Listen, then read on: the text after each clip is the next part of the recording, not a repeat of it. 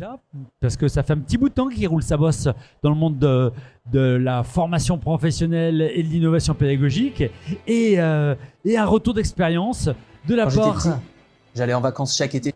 de la part du L&D manager de Bouygues Construction, qui est Florent Tamboury, qui va venir témoigner de comment ça se passe chez eux. Donc, messieurs, à vous.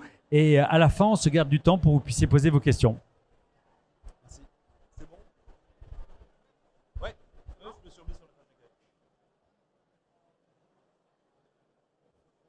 Ah oui, pardon.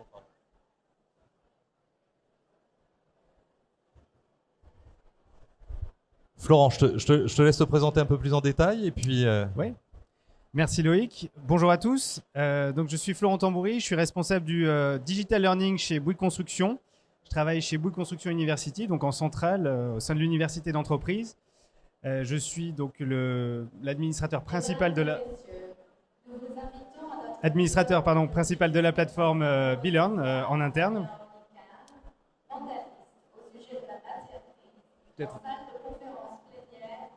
Attendre 2 petites secondes peut-être. Voilà, donc je pense que là, ça sera plus audible.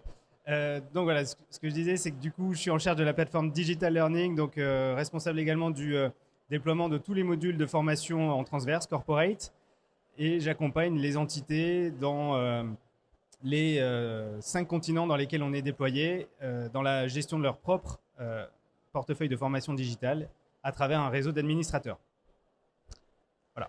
Et donc, je suis Loïc Legac, je suis le fondateur de Syncovery, qui est une agence de digital learning sur mesure. Voilà, l'idée, c'est pas de vous parler de nous ce soir, c'est bien de parler de ce projet, d'essayer de répondre. Donc, la question qui est posée, c'est comment embarquer et engager des collaborateurs via la formation dans une démarche RSE, en l'occurrence, une stratégie bas carbone. Et le point de départ de cette conférence, c'est tout simplement un élément de réponse principal qui est de dire il faut surtout faire quelque chose de contextualisé, de propre à ses collaborateurs et surtout pas une formation générique. Et donc, il faut s'intéresser à celui qui va recevoir la formation. C'est ce qu'on va essayer de vous raconter. Donc, le projet, c'est quoi? C'est une formation qui s'appelle aujourd'hui Agir pour le climat et qui est là pour embarquer les collaborateurs de Bouygues Construction dans le monde autour de cet objectif stratégique ambitieux, moins 30% d'empreinte carbone pour Bouygues Construction à l'horizon 2030. Donc avec un objectif de formation assez vaste, hein. Il faut sensibiliser les gens, leur partager les notions importantes autour du réchauffement climatique et de son impact notamment dans le domaine et dans le secteur du bâtiment, et les actions déjà entreprises par Bouygues dans le secteur, leur impact et comment ils peuvent potentiellement y participer. Voilà, moins 30%, j'ai tout dit. Une petite précision, effectivement, on avait un temps très court aussi pour réaliser le projet. J'aime bien le préciser parce qu'on va vous parler dans la manière de faire et de se préoccuper de l'apprenant et de la cible de la formation, d'une démarche très centrée utilisateur et UX design, et on peut le faire même dans un délai aussi court que celui-là. Alors pour faire tout ça, comment on a fait?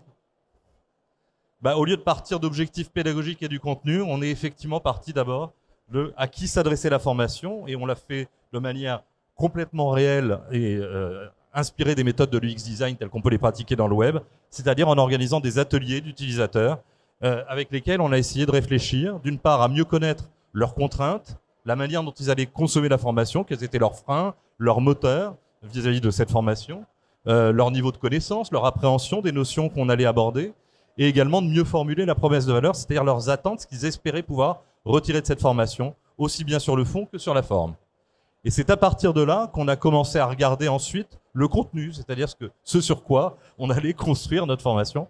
Et donc on a repris l'ensemble des documents qui nous étaient fournis par Bouygues, on est allé faire de la curation de notre côté pour compléter cette étendue de contenu, et on a passé l'ensemble de ce contenu au tamis. C'est-à-dire que dans tout ce qu'on avait sous les yeux, on a retenu que ce qui permettait potentiellement de rendre réelle la promesse de valeur de la formation du côté et du point de vue de l'apprenant. Hein, on ne s'est pas dit, voilà, nous, ce qu'on veut leur inculquer à tout prix, mais qu'est-ce qui va vraiment devoir être présent dans la formation si on veut que demain, ils soient capables de s'engager dans cette nouvelle stratégie, moins 30% pour Bouygues Construction. C'est à partir de ça, de cette connaissance au travers d'ateliers, au travers du travail sur le contenu et du travail de la promesse de valeur, qu'on a pu effectivement réfléchir à un design pédagogique. On était encore très loin du choix des formats, donc s'interroger là sur comment on va raconter ça, comment on va scénariser cette formation et cet objectif de formation. Alors quand on fait ça, eh ben, on aboutit non pas à des objectifs pédagogiques, mais à des problématiques d'utilisateurs et d'apprenants. Hein, on essaye de lister des questions qui vont, si on prend les méthodes exactes du design thinking, hein, comment faire en sorte que mon apprenant soit dans tel et tel état pour que ma formation soit un succès. Ça reste très théorique, donc je vais vous donner quelques exemples. Premier exemple, on s'est dit de manière assez triviale, c'est un très bel objectif, c'est une très belle stratégie, mais si je me mets dans la peau d'un conducteur de travaux à Bangkok qui reçoit la formation qui a été pondue et faite par le siège, quelle est sa réaction? Demain, je vais sur le chantier, mes contraintes économiques vont être exactement les mêmes.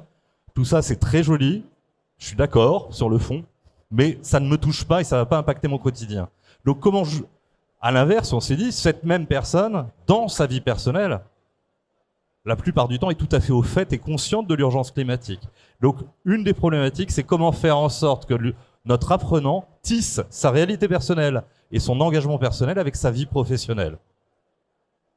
Pour faire ça, eh ben, on a décidé de raconter l'histoire d'un conducteur de travaux qui, le matin, entend les actualités et pour la xème fois entend parler du réchauffement climatique et commence à se dire, tiens, mais au fait, au boulot, qu'est-ce que ça peut vouloir dire? Et il va commencer sa petite quête tout au long d'une journée de travail pour essayer de comprendre comment il peut traduire ce qu'il a entendu le matin en termes d'engagement dans sa vie pro au sein de Bouygues.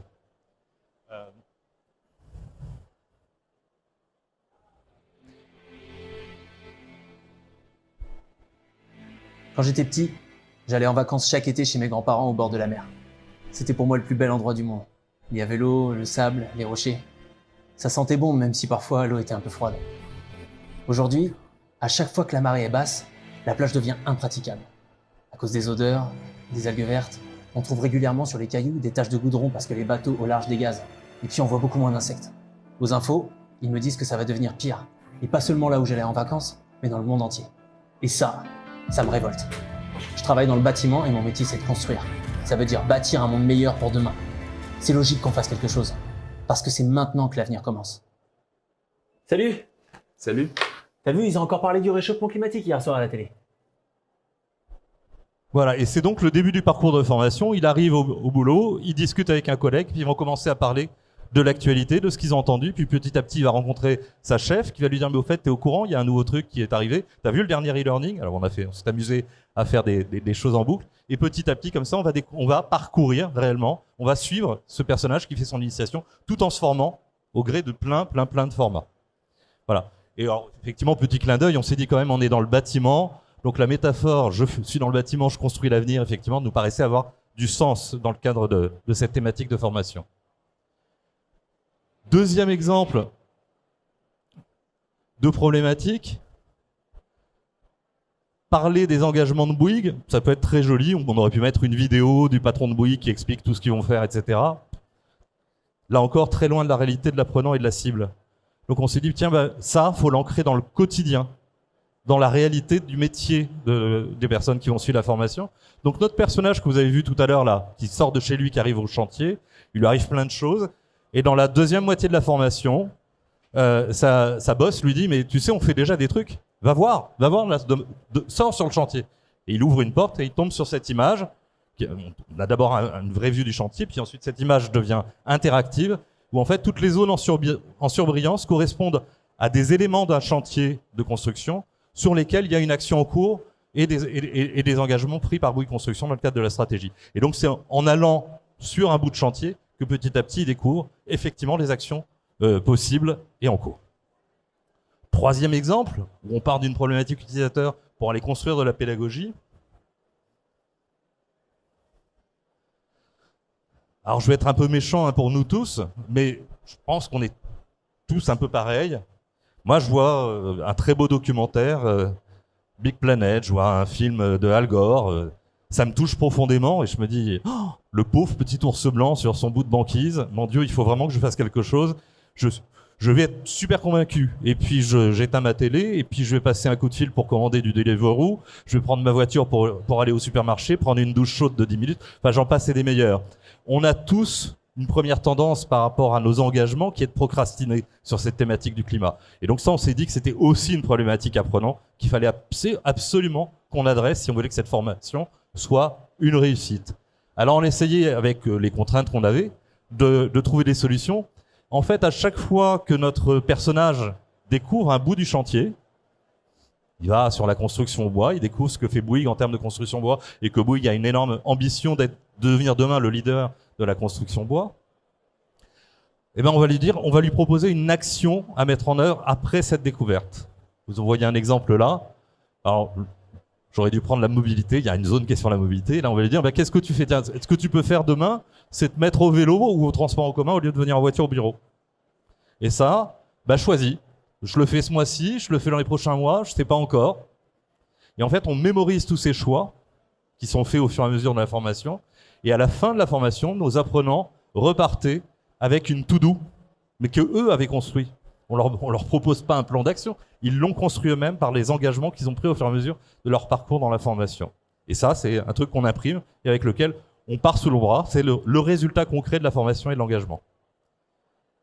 On aurait pu imaginer, bien entendu, plein d'autres choses, hein, mais il faut imaginer formation 3 langues, le monde entier. Bon, voilà, on peut pas non plus tout faire.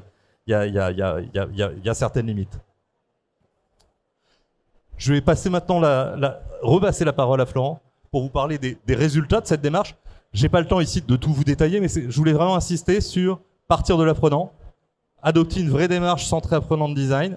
Ben, c'est le meilleur moyen de réussir une formation sur le climat ou sur des engagements RSE, beaucoup plus que de partir de promesses de valeur comme ça, un peu théoriques, et d'essayer de les faire adopter par ceux à qui on s'adresse.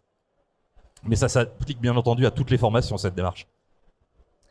Merci Loïc. Effectivement, tu as dit la grande majorité de ce qu'il y avait à dire autour de ce module. Ce module a rencontré un grand succès auprès de nos collaborateurs. Aujourd'hui, on a plus de 12 000 collaborateurs qui ont complété la formation. Alors, il faut savoir que sur la plateforme, on donne accès à peu près 25 000 collaborateurs.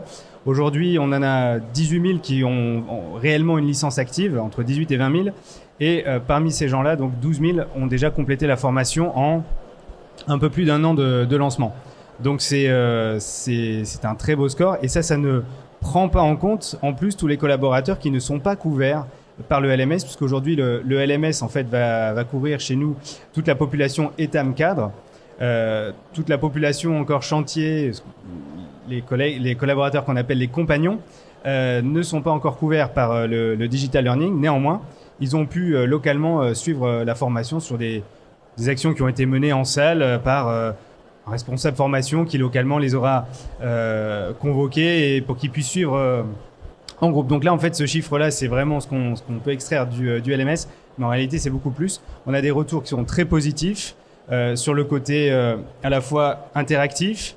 Les verbatims, en voilà quelques-uns. Donc effectivement, comme disait Loïc, c'est un module corporate qui fait partie donc de notre stratégie de formation digitale. Il fait partie de l'onboarding dans le sens où tous les collaborateurs en rentrant chez Bouygues Construction ont effectivement ce module dans leur programme. On leur explique qu'il existe, on les incite à le suivre. Et donc voilà, diffusé de manière internationale, 3 langues, français, anglais, allemand, et avec des verbatims très, très positifs dans l'ensemble. Que dire de plus ?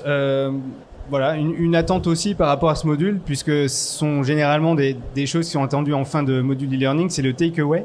Et effectivement, donc l'innovation aussi par rapport à ce module e-learning comparé aux autres qu'on peut proposer, c'est cette fameuse fiche anti-procrastination qui permet aux collaborateurs de construire sa to-do list dans la temporalité qu'ils souhaitent. Voilà, globalement, ça a beaucoup plu, on a eu des retours très positifs. J'en profite pour revenir. Je pense que un des ingrédients de tout ça, et c'est aussi un message que j'aime bien faire passer, on a réussi parce qu'on s'est trompé. Ouais, c'est-à-dire, c'est ça une démarche centrée utilisateur. C'est aller voir les utilisateurs, les écouter, construire son contenu, construire un dispositif de formation et accepter de se tromper et de se remettre en question. On a tâtonné, moi j'ai aucune honte à le dire, on a fait des allers-retours sur ce parcours et à un moment donné on a déchiré notre copie alors qu'on était prêt à produire parce qu'on s'est dit ça ne correspond pas, ça ne colle pas avec les gens auxquels on s'adresse, même si pédagogiquement, en apparence, si on prend nos objectifs, on a raison. Hein, donc c'est vraiment cette démarche itérative de prototype que grâce à Bouygues on a pu vraiment pratiquer à plein sur ce projet-là. Je trouve que c'est un véritable ingrédient de succès pour faire des formations qui parlent aux gens et qui les engagent. Donc prototyper, c'est bien, et c'est se tromper, c'est ça en fait, hein, la clé du prototype, c'est accepter effectivement de tâtonner et de se tromper, de remettre en question le travail pour ensuite l'adapter. Et c'était d'autant plus vital que nos interlocutrices pour le projet étaient 2 personnes qui avaient jamais fait de digital learning, c'était les personnes en charge de la RSE, et donc il fallait aussi qu'on accompagne et qu'on forme presque au projet qu'on était en train de faire. Donc si on avait essayé de leur faire un cadre storyboarding, cahier des charges, etc., ben on les aurait perdus. Hein. Une des difficultés qu'on a souvent, c'est qu'on a des clients qui valident ce qu'on leur propose, mais sans avoir forcément les outils pour le valider. Et on ne peut pas se fier à leur validation. D'où l'intérêt de ces allers-retours itératifs et cette démarche centrée sur l'utilisateur. Donc, ce qu'on appelle l'UX design, dans le learning, ben on peut effectivement l'appeler le LX design. Mais c'est comme ça qu'à mon avis, on peut faire de la bonne pédagogie. Est-ce que vous avez des...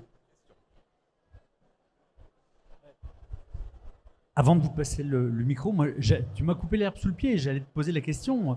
Mais qu'est-ce que, dans ce retour d'expérience vécu par l'un et par l'autre, qu'est-ce que vous auriez pu ou dû faire autrement? C'est-à-dire que c'est aussi par les erreurs qu'on apprend des choses et ou au travers de ce que tu sais tout de suite, quels sont les points vraiment clés sur lesquels vous dites tiens, là, on aurait vraiment peut-être dû faire quelque chose de manière différente? Ou est-ce que c'est des moyens? Est-ce que c'est... Voilà. Alors, moi, mais c'est du vœu pieux, c'est les moments où je crois au Père Noël. On a pu avoir des utilisateurs au départ, faire des ateliers avec eux. Et quand on les a interrogés à la fin de ces ateliers, on leur a dit qui a envie de s'engager sur le projet au fil de l'eau. Ils étaient plusieurs à dire ben moi, je suis prêt à donner mon avis sur chaque petite sous-partie qu'on va faire. C'est très compliqué à organiser dans un groupe en termes de disponibilité, etc. Donc ça, on n'a pas pu le faire tout au long du projet, mais aller jusqu'au bout de la démarche, c'est ça. C'est-à-dire, je sors un bout du parcours, je peux le tester auprès d'un groupe d'utilisateurs, j'ai le retour, j'ajuste, je recommence. Ça, ce serait l'idéal. Donc ça, je pense que c'est pas une erreur, c'est un vœu pieux. Parce que l'erreur, je trouve qu'elle est souhaitable. 2 questions bassement matérielles. Quelle est la durée au final de ce parcours? Ça fait une 40aine de minutes, je crois. Et une idée de budget? Si c'est pas indiscret, si c'est je ne sais pas si j'ai le droit de le dire. Je ne sais pas si toi tu souhaites en parler. Moi, j'ai pas forcément de tabou par rapport à ça. Moi non plus. Ça va pas vous parler forcément puisqu'on a vu 3 petits bouts, donc vous n'avez pas la vue complète du parcours, de tout ce qu'il y a dedans. Donc il y a de la vidéo, il y a des activités interactives, il y a du motion design, il y a de la BD. On est allé sur ce parcours, on a inventé aussi derrière le chantier, en fait, on rentre dans des BD multimédia interactives. C'est un truc qu'on a sorti du chapeau. On trouvait ça assez sympa. Donc on a une BD où on raconte la construction d'une autoroute. C'est quand même plus facile à faire en BD qu'en reportage avec des caméras. Et dans une des cases, on va partir sur une petite activité interactive. Dans l'autre, on va partir sur une vidéo. Donc c'est des formats très très riches. On a fait aussi... Est-ce que vous connaissez le jeu Timeline moi, c'est un jeu d'apéro où on doit remettre des cases dans le bon ordre chronologique. On s'en est inspiré et on demandait aux apprenants de remettre les pays dans le bon ordre de leur empreinte carbone. Et on l'a fait pourquoi? Parce que moi, quand j'ai découvert les chiffres, je me suis dit, tiens, j'aurais pas cru. Je les aurais pas mis dans cet ordre-là. Donc je me suis dit, les gens vont se dire la même chose et la surprise, ben, on mémorise du coup. Donc ça aide à la prise de conscience. Voilà, pas mal de choses quand même qui sont à prendre en compte. C'est ça qui fait le budget. Au-delà de la conception pédagogique, il y a quand même les frais de production. C'est des parcours 40-45 minutes avec cette démarche-là qu'on peut réaliser sur des fourchettes qui vont de 30 à 50 000 euros. Voilà. Je vous donne une fourchette parce qu'il n'y a que ça que je peux donner. Enfin, pour que ça ait du sens, je veux dire. Moi, je voulais juste savoir, est-ce que vous avez mis des indicateurs, des KPI, pour savoir justement si ça avait fonctionné et quels sont-ils? En dehors du taux de complétion et des verbatims, il n'y a pas eu d'autres KPI aujourd'hui, je crois pas.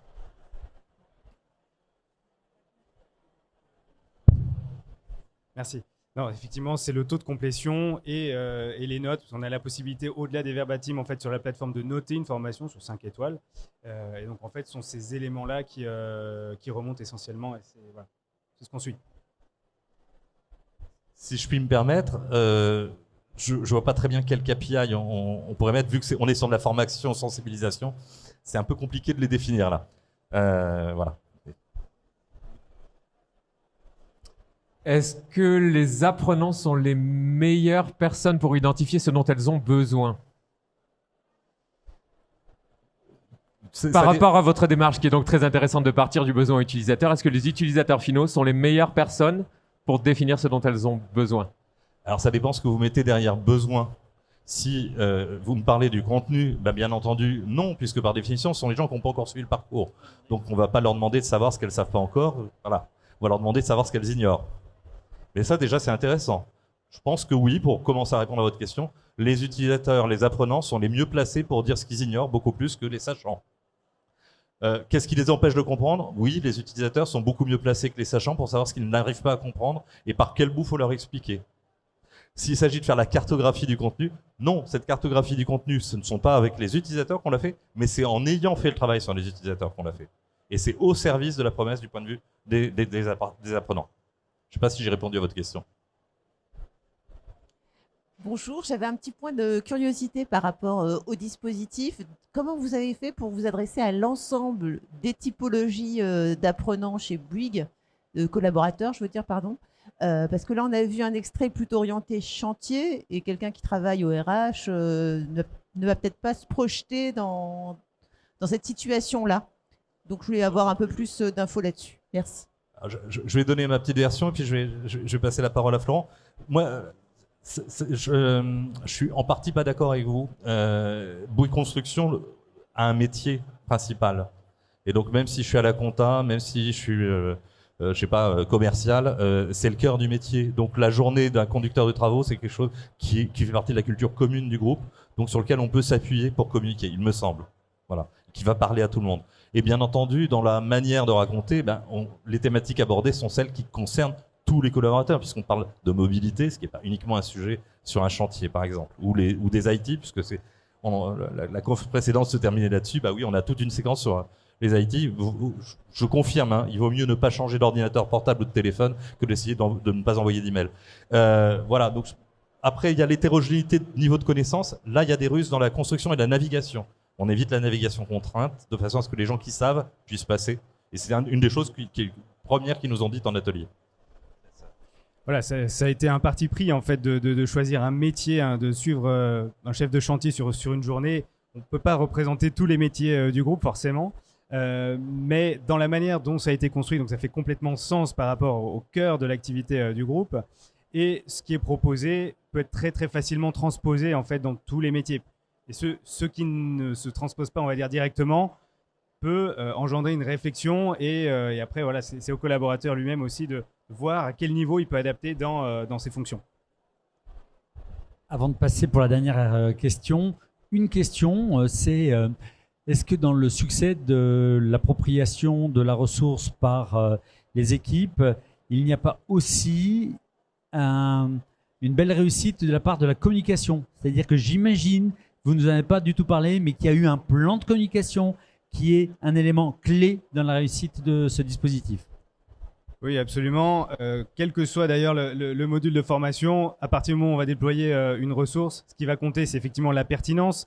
Donc la pertinence du sujet, donc ça c'était plutôt le travail de Loïc. Et après, ça va être la méthode de déploiement. Ça c'était plutôt de notre côté. Effectivement, la communication, identifier des ambassadeurs, et puis l'inscrire également faire le lien aussi pour donner beaucoup de sens, faire le lien avec la stratégie du groupe.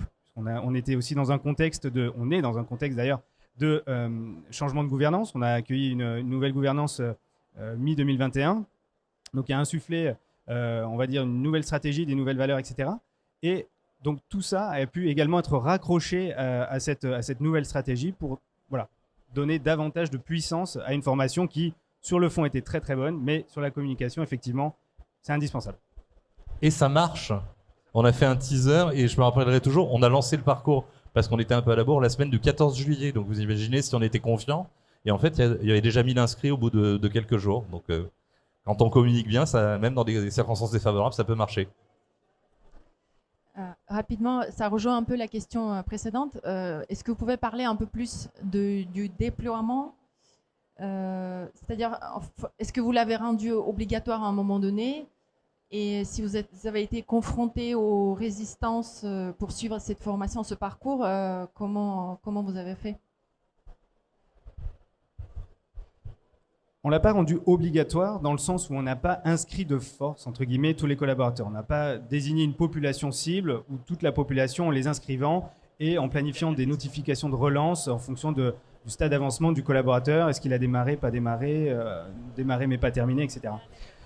Vraiment, toute la stratégie qui a été mise en place, c'était beaucoup d'accompagnement, beaucoup de communication et de sensibilisation. Alors évidemment avec un sponsor qui est très fort, donc la directrice RSE qui était également très visible sur ces sujets-là, qui a beaucoup livré de messages, et puis un réseau de notre côté en interne, que ce soit les responsables formation, les RH et les administrateurs de la plateforme, qui ont également fait ce travail de relais pour tout ce qui était communication et qui ont su sensibiliser suffisamment pour atteindre aujourd'hui ces beaux scores. Voilà. C'est aussi un lien avec les dernières questions. Et du coup, tous les plans de com, tous les déploiements et surtout les plans de com, est-ce que ça a été fait dans les 3 mois ou ça a été fait en amont? Enfin, ça m'a beaucoup interpellé cette temporalité de 3 mois. Mais du coup, votre client avait déjà prévu en amont une communication ou tout s'est fait dans ces 3 mois-là? Les 3 mois, c'était vraiment plutôt le temps de création côté Syncovery. De notre côté, non, tout le plan de com en fait a été conçu pendant ce temps de création. Et à partir du moment où le module a été disponible, on était prêt en fait pour le déployer et accompagner. On avait identifié des ambassadeurs et donc voilà, on a déployé la communication au moment du lancement et ça a été conçu à peu près en même temps. Merci beaucoup, messieurs. Je pense qu'il mérite aussi vos applaudissements.